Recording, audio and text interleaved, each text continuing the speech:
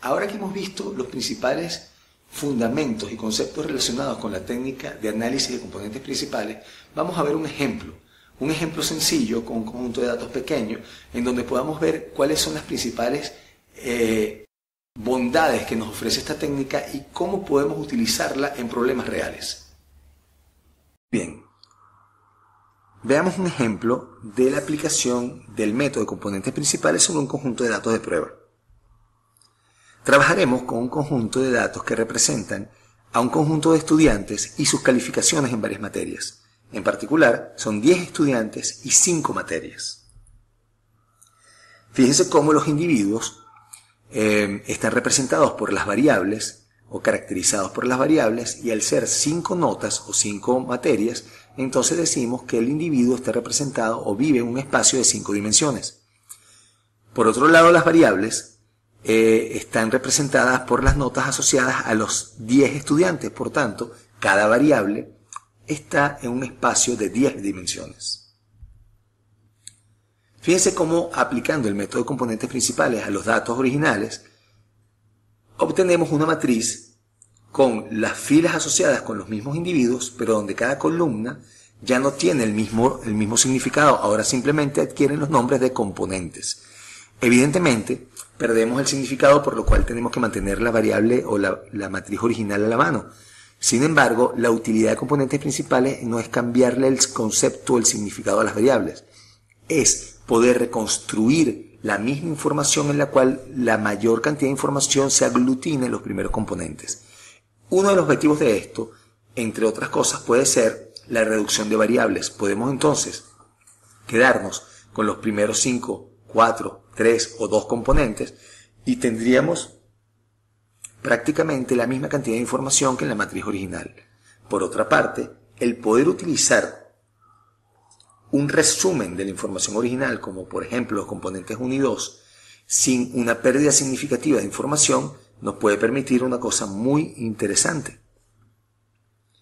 Y es que podemos seleccionar las columnas con mayor cantidad de información, como los componentes 1 y 2, para poder representar a los individuos gráficamente en un plano cartesiano bidimensional.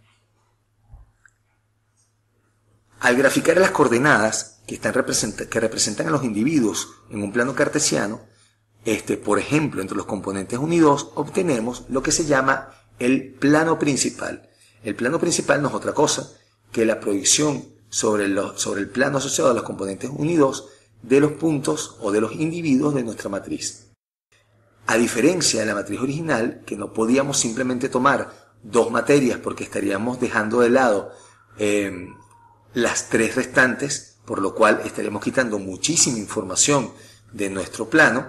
Ahora, utilizando las componentes 1 y 2, estamos manteniendo una cantidad de información suficientemente alta como para que esta representación gráfica realmente sea una buena representación de lo que ocurre con nuestros individuos o los datos de nuestra matriz original.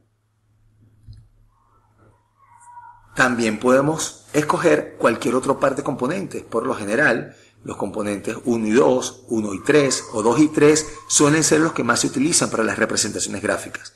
¿Por qué razón querríamos utilizar los componentes 2 y 3, por ejemplo? Puede ser que en el plano donde se proyectan los componentes 1 y 2 existan algunos individuos que no queden bien representados. En ese caso podemos aprovechar la combinación de otros componentes como el 1 y el 2 o el 1 y el 3 o el 2 y el 3 para ubicar a aquellos individuos que no aparezcan bien representados en los demás. Fíjense cómo aquí podemos ver el plano principal asociado con los mismos individuos de nuestra matriz original, pero utilizando en este caso los componentes 1 y 3.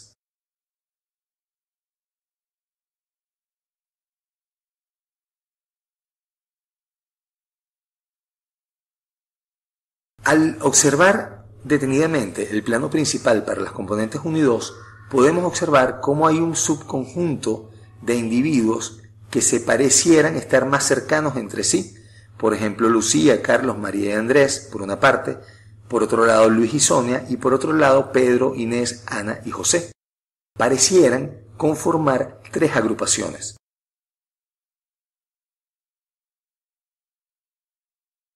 Ahora bien, vamos a realizar el mismo procedimiento, pero ahora vamos a calcular los componentes asociados a las variables. Para ello, lo único que tenemos que hacer es transponer nuestra matriz original, de manera que ahora las filas correspondan con las variables, es decir, las materias, y aplicar el método de componentes principales. Fíjense que el resultado es una matriz en donde tengo en las filas las diferentes materias y en las columnas de nuevo los componentes, pero ahora los componentes asociados a las materias.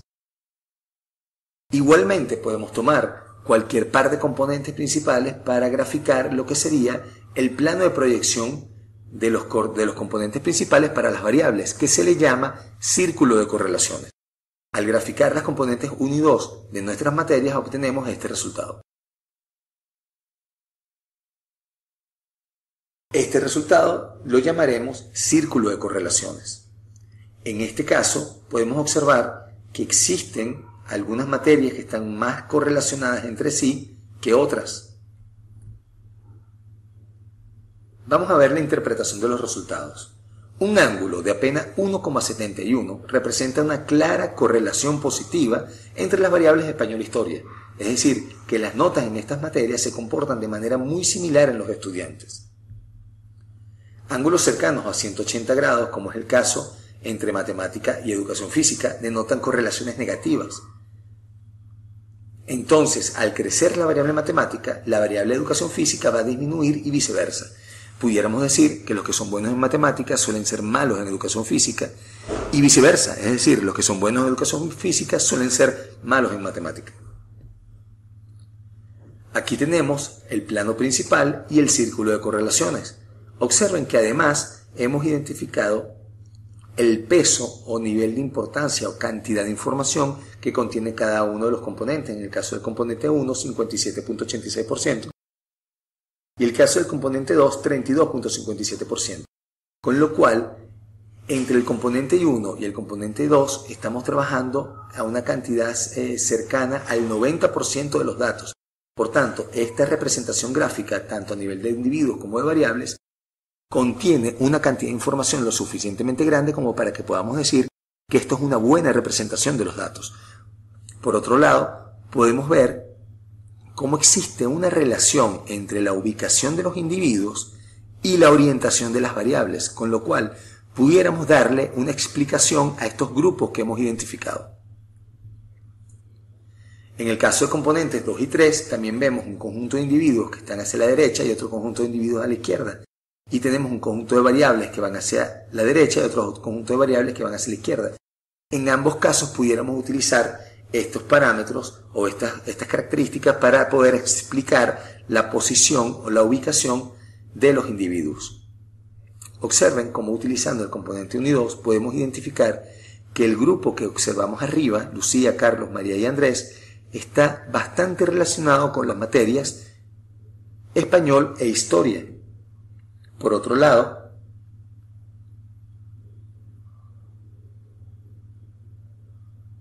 podemos ver que los individuos Luis y Sonia, o los estudiantes Luis y Sonia, están muy cercanos a o muy orientados por la materia de educación física. Pudiéramos decir que son los deportistas.